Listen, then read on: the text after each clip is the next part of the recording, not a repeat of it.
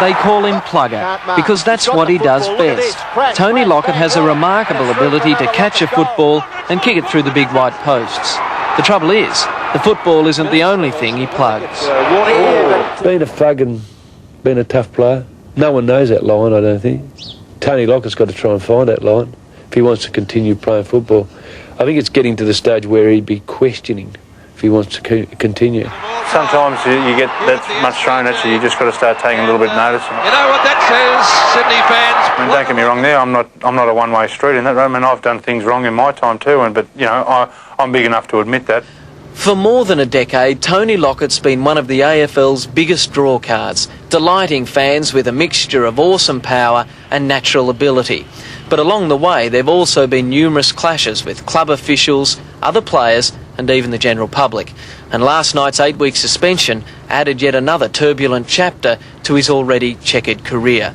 But while the whole football world may seem to be against him, the St Kilda fans still love Big Plugger.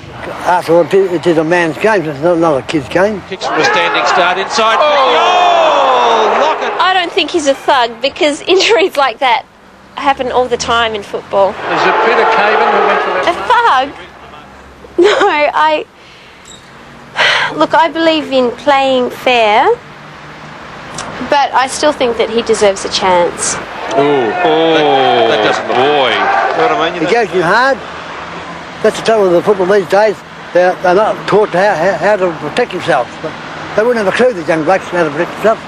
Wouldn't have a clue. I love the way you talk, you walk, you smile, your style. Tony Lockett's rarely been out of the spotlight since moving to the Big Smoke and the Big League from the Victorian country town of Ballarat. While his fearless style thrills the spectators, it keeps landing him in trouble, as it did last weekend when he flattened Sydney's Peter Caven, breaking his nose. The game has rules and people who enforce those rules. It's exactly like society. And if you transgress, no matter who it is, one should be dealt with. The incident infuriated Sydney Swans coach Ron Barassi.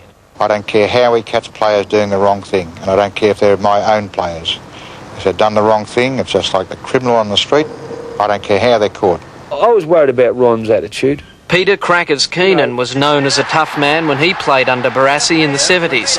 You know, I've known coaches to send players like myself out in finals to whack blokes. Did Barassi ever send you out to whack anyone?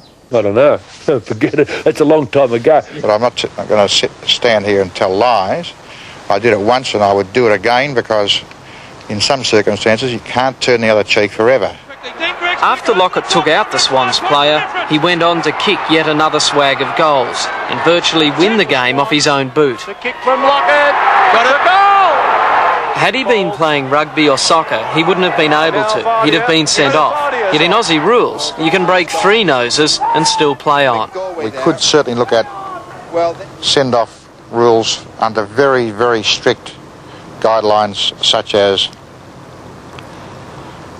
where there's absolutely no doubt whatsoever in the umpire's mind. If someone does something crook, off the ground. That's a very good idea. Despite his support for a send-off rule, 1930 Brownlow medalist and Collingwood legend Harry Collier has a soft spot for Lockett. I wouldn't say he was a bad boy. He's tough, but he's good. And I feel sorry for him myself.